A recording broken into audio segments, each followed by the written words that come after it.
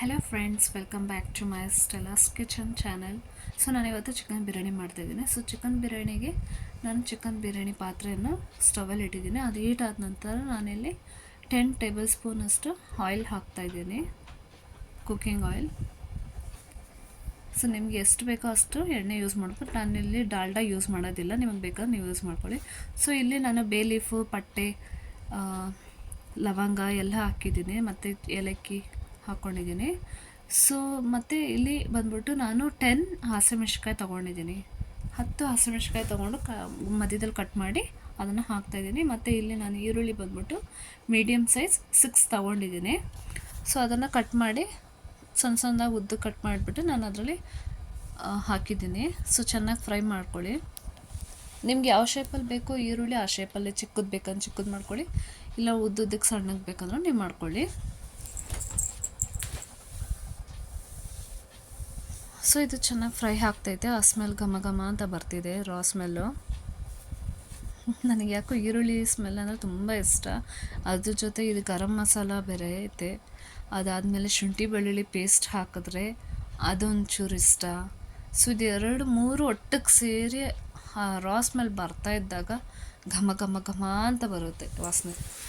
So ನಿಮಗೆಲ್ಲ ಎಷ್ಟು ಜನಕ್ಕೆ ಇಷ್ಟ ಅಂತ ಹೇಳ್ಬಿಟ್ಟು ಕಮೆಂಟ್ ಸೆಕ್ಷನಲ್ಲಿ ಕಮೆಂಟ್ ಮಾಡಿ. ಸೊ ಇಲ್ಲಿ ನಾನು 2 ಟೇಬಲ್ ಸ್ಪೂನಷ್ಟು ಶುಂಠಿ ಬೆಳ್ಳುಳ್ಳಿ ಪೇಸ್ಟ್ ತಗೊಂಡು ಹಾಕಿದ್ದೀನಿ. ಸೊ ಚೆನ್ನಾಗಿ ಫ್ರೈ ಮಾಡ್ಕೊಳ್ಳಿ. ಸೊ ಇದಕ್ಕೆ ಮುಂಚೆ ನಾನು ಬಿರಿಯಾನಿದು ರೆಸಿಪಿ ಶೇರ್ ಮಾಡಿರ್ತೀನಿ, ಬಟ್ ಅದು ನಾನು ಏನೇನು ಹಾಕ್ತೀನಿ ಅದೆಲ್ಲ ನಾನು ಏನೂ ಹೇಳಿರಲ್ಲ, ಜಸ್ಟ್ ಶಾರ್ಟ್ ವೀಡಿಯೋ ಆಗಿ ನಾನು ಮಾಡಿ ಮುಗಿಸ್ಬಿಟ್ಟಿರ್ತೀನಿ. ಸೊ ಇದರಲ್ಲಿ ನಾನು ಕಂಪ್ಲೀಟಾಗಿ ಡಿಟೇಲಾಗಿ ಶೇರ್ ಮಾಡ್ತಾಯಿದ್ದೀನಿ. ಸೊ ನೀವು ಟ್ರೈ ಮಾಡಿ ನೋಡಿ ಈ ರೆಸಿಪಿನ. ಒಬ್ಬೊಬ್ಬರು ಒಂದೊಂದು ಸ್ಟೈಲಲ್ಲಿ ಮಾಡ್ತಾರೆ, ಬಟ್ ನಾನು ಈ ಸ್ಟೈಲಲ್ಲಿ ಮಾಡ್ತಿದ್ದೀನಿ. ಸೊ ಒಂದ್ಸರಿ ಟ್ರೈ ಮಾಡಿ ನೋಡಿ ಈ ಥರ. ಸೊ ಚೆನ್ನಾಗಿ ಬಾಡಿಸ್ಕೊಳ್ಳಿ. ಇದನ್ನು ಬಾಡಿಸಿದಾದ್ಮೇಲೆ ನಾನು ಟೊಮೆಟೊ ಬಂದ್ಬಿಟ್ಟು 10 ಟೊಮೆಟೊ ತೊಗೊಂಡಿದ್ದೀನಿ, ಮೀಡಿಯಮ್ ಸೈಜು, ಚೆನ್ನಾಗಿ ಹಣ್ಣಾಗಿರೋ ಟೊಮೆಟೊ ತೊಗೊಂಡಿದ್ದೀನಿ. ಇದು ನಾಟಿ ಟೊಮೆಟೊ. ಸೊ ಚೆನ್ನಾಗಿ ಮಿಕ್ಸ್ ಮಾಡ್ಕೊಳ್ಳಿ. ನಿಮಗೆ ಚಿಕ್ಕ ಚಿಕ್ಕದಾಗಿ ಬೇಕಾದರೂ ನೀವು ಚಿಕ್ಕ ಚಿಕ್ಕದಾಗಿ ಹಚ್ಕೊಳ್ಳಿ, ಇಲ್ಲ ಉದ್ದುದ್ದಕ್ಕೆ ಬೇಕಾದರೂ ಈ ಥರ ಹಚ್ಕೊಳ್ಳಿ. ಸೊ ನಿಮ್ಗೆ ಯಾವ್ದು ಕಂಫರ್ಟಬಲ್ ಆಗಿರುತ್ತೋ ನೀವು ಆ ಥರ ಮಾಡ್ಕೊಳ್ಳಿ. ಬಟ್ ನಾನು ಚಿಕ್ಕ ಚಿಕ್ಕದಾಗಿ ಹಚ್ಕೊಳ್ತಿದ್ದೆ ಯಾವಾಗೂ, ಬಟ್ ಇದು ನಾನು ಡಿಫ್ರೆಂಟಾಗಿ ಟ್ರೈ ಮಾಡಿದ್ದೀನಿ ಇದು.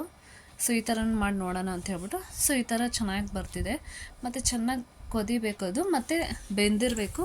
ಸೊ ಬೇಯೋ ಟೈಮಲ್ಲಿ ನೀವು ರುಚಿಗೆ ತಕ್ಕಷ್ಟು ಉಪ್ಪು ಹಾಕ್ಕೊಳ್ಳಿ. ಉಪ್ಪು ಹಾಕಿದ್ರೆ ಇನ್ನೂ ಚೆನ್ನಾಗಿ ಟೊಮ್ಯಾಟೊ ಎಲ್ಲ ಸ್ಮ್ಯಾಶ್ ಆಗುತ್ತೆ, ಚೆನ್ನಾಗಿ ಬೇಯುತ್ತೆ. ಸೊ ಇದು ಬೆಂದಿದ ನಂತರ ಪುದೀನ ಹಾಕ್ಕೊಳ್ಳಿ. ಪುದೀನ ಬಂದ್ಬಿಟ್ಟು ನಾನು ಕಟ್ ಮಾಡ್ಕೊಳ್ಳೋದಿಲ್ಲ, ಮತ್ತು ಕೊತ್ತಂಬರಿ ಮಾತ್ರ ಕಟ್ ಮಾಡಿಕೊಂಡು ಹಾಕ್ಕೊಂಡಿದ್ದೀನಿ. ಪುದೀನ ಯಾಕೆ ಕಟ್ ಮಾಡೋದಿಲ್ಲ ಅಂದರೆ ನಾನು ಬೇರೆ ಎಲೆನ ಮಾತ್ರ ಬಿಡಿಸ್ತೀನಿ ನಾನು. ಸೊ ನಿಮಗೆ ಪುದೀನ ಕಟ್ ಮಾಡ್ಕೊಳ್ಳೋಂಗಿದ್ರೆ ನೀವು ಕಟ್ ಮಾಡಿಕೊಂಡು ನೀವು ಹಾಕ್ಕೊಳ್ಳಿ, ಬಟ್ ನಾನು ಪುದೀನ ಯಾವತ್ತಿದ್ರೂ ನಾನು ಹೀಗೇ ಹಾಕೋದು. ಸೊ ಅದಾದಮೇಲೆ 1 ಟೇಬಲ್ ಸ್ಪೂನಷ್ಟು ಖಾರದ ಪುಡಿ ಹಾಕ್ಕೊಂಡಿದ್ದೀನಿ, ಮತ್ತು 1.5 ಟೇಬಲ್ ಸ್ಪೂನಷ್ಟು ಧನಿಯಾ ಪುಡಿ ಹಾಕ್ಕೊಳ್ತೀನಿ. ಸೊ ನಾನು ಇದರಲ್ಲಿ ಅರ್ಶಿಣದ ಪುಡಿ ಮಿಸ್ ಮಾಡ್ಕೊಂಡಿದ್ದೀನಿ, ನೀವು ಅರ್ಶಿಣದ ಪುಡಿ ಹಾಕ್ಕೊಳ್ಳಿ. ನಾನು ಮರೆತುಬಿಟ್ಟಿದ್ದೀನಿ ಅರ್ಶಿಣದ ಪುಡಿ, ಸೊ ನೀವು ಹಾಕ್ಕೊಳ್ಳಿ. ಇವಾಗ ಹಾಕ್ಕೊಂಡು ಚೆನ್ನಾಗಿ ಮಿಕ್ಸ್ ಮಾಡಿ. ನೋಡಿ ಎಷ್ಟು ಕಲರ್ಫುಲ್ಲಾಗಿದೆ. ಸೊ ಟೊಮೆಟೊ ಎಲ್ಲ ಚೆನ್ನಾಗಿ ಸ್ಮ್ಯಾಶ್ ಆಗಿದೆ. ಸೊ ಈಗ ನಾನು 2 ಟೇಬಲ್ ಸ್ಪೂನಷ್ಟು ಬಿರಿಯಾನಿ ಮಸಾಲ ಹಾಕ್ಕೊಳ್ತಾ ಇದ್ದೀನಿ. ನೀವು ಯಾವ ಬ್ರ್ಯಾಂಡ್ ಬಿರಿಯಾನಿ ಮಸಾಲ ಬೇಕಾದರೂ ಹಾಕ್ಕೊಬೋದು. ಸೊ ಹಾಕ್ಕೊಂಡು ಚೆನ್ನಾಗಿ ಮಿಕ್ಸ್ ಮಾಡ್ಕೊಳ್ಳಿ.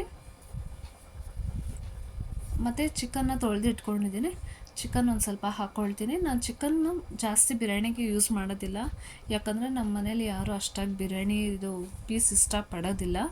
ಸೊ ನಾನು ಸ್ವಲ್ಪ ಹಾಕ್ಕೊಳ್ತಾ ಇದ್ದೀನಿ.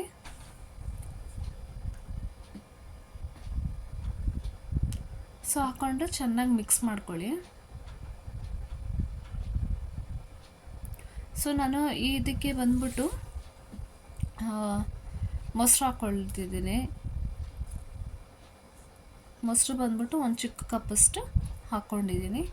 ಆಮೇಲೆ ಅದರಲ್ಲಿ ಸ್ವಲ್ಪ ನೀರು ಹಾಕ್ಕೊಂಡು ಅದನ್ನು ಮಿಕ್ಸ್ ಮಾಡಿಬಿಟ್ಟು ಹುಯ್ತಾಯಿದ್ದೀನಿ ನಾನು. ಹಾಕ್ಕೊಂಡು ಚೆನ್ನಾಗಿ ಮಿಕ್ಸ್ ಮಾಡ್ಕೊಳ್ಳಿ.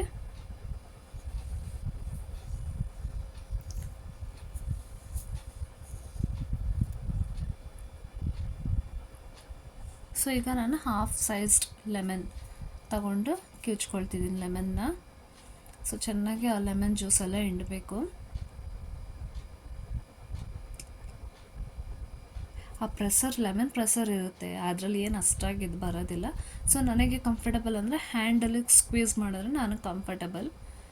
ಸೊ ನಾನು ಅದು ಲೆಮನ್ ಸ್ಕ್ವೀಸರ್ ನಾನು ಯೂಸ್ ಮಾಡೋದಿಲ್ಲ, ನಾನು ಹ್ಯಾಂಡಲ್ಲೇ ಸ್ಕ್ವೀಸ್ ಮಾಡಿಬಿಟ್ಟು ಅದ್ರಲ್ಲಿ ಮಿಕ್ಸ್ ಮಾಡ್ಕೊಳ್ತೀನಿ ಅಲ್ಲಿ. ಸೊ ಅದಾದಮೇಲೆ ಲೆಮನ್ ಹಾಕಿದ್ದಾದಮೇಲೆ ಸ್ವಲ್ಪ ಕೊದಿ ಬರಲಿ, ಸ್ವಲ್ಪ ಚಿಕನ್ ಎಲ್ಲ ಬೇಯಬೇಕಲ್ವ. ಸೊ ಸ್ವಲ್ಪ ಹೊತ್ತು ಮೀಡಿಯಮ್ ಫ್ಲೇಮಲ್ಲಿಟ್ಟು ಸ್ವಲ್ಪ ಬೇಯಿಸ್ಕೊಳ್ಳಿ. ಆಮೇಲೆ ಒಂದು ಸ್ವಲ್ಪ ಹೊತ್ತಾದಮೇಲೆ ಒಂದು ಸ್ವಲ್ಪ ತಟ್ಟೆ ಹಾಕಿ ಮುಚ್ಚಿಟ್ಕೊಂಡು ಒಂದು 5 ನಿಮಿಷ ಬಿಡಿ. ಆಮೇಲೆ ನೀರೆಲ್ಲ ಕುದಿಯೋಕ್ಕೆ ಸ್ಟಾರ್ಟ್ ಆಗುತ್ತೆ ಚಿಕನ್ದು. ಸೊ ಮಿಕ್ಸ್ ಮಾಡ್ಕೊಳ್ಳಿ. ಇದು ಬಂದ್ಬಿಟ್ಟು ನನ್ನ ನೀರ ಅಳತೆ ಬಿರಿಯಾನಿದು. ಇದು ಚೊಂಬು ಬಂದ್ಬಿಟ್ಟು ಒಂದು 2ರಷ್ಟು ನೀರು ಹಾಕ್ಕೊಳ್ತಿದ್ದೀನಿ. ಸೊ ಆಲ್ರೆಡಿ ಚಿಕನ್ ಬೇಯ್ತಿದ್ದಂಗೆ ನೀರು ಬಿಟ್ಟಿರುತ್ತೆ. ಸೊ ನಾನು 2.5 ಚೊಂಬಷ್ಟು ನೀರು ಹಾಕ್ಕೊಂಡಿದ್ದೀನಿ. ಇನ್ನೂ ಅರ್ಧ ಚೊಂಬು ಆ ಚಿಕನ್ನಲ್ಲೇ ನೀರು ಬಿಟ್ಟಿರುತ್ತೆ. ಸೊ ಜಾಸ್ತಿ ನೀರು ಹಾಕ್ಕೊಳಕ್ಕೆ ಹೋಗಬೇಡಿ. ಮತ್ತು ನಾನು 2.5 ಗ್ಲಾಸ್ ಅಷ್ಟು ಅಕ್ಕಿ ತಗೊಂಡಿದ್ದೀನಿ. ಸೊ ಈ ಗ್ಲಾಸಲ್ಲಿ 2.5 ತಗೊಂಡಿದ್ದೀನಿ ನಾನು. 2.5ಗೆ 3.5 ಅಷ್ಟು ನೀರು ಆ ಚೊಂಬಲ್ಲಿ ಹಾಕ್ಕೊಂಡಿದ್ದೀನಿ. ಸೊ ಇವಾಗ ಸ್ವಲ್ಪ 5 ನಿಮಿಷ ಆಗಿದ ತಕ್ಷಣ ಕೊದಿ ಸ್ಟಾರ್ಟ್ ಆಗಿದೆ. ಸೊ ಈಗ ನಾನೇನು ಮಾಡ್ತಿದ್ದೇನೆ, ನೆನೆಸಿಟ್ಟಿರೋ ಅಂತಹ ಅಕ್ಕಿಯನ್ನು ಅದರಲ್ಲಿ ಹಾಕ್ಕೊಳ್ತಾ ಇದ್ದೀನಿ.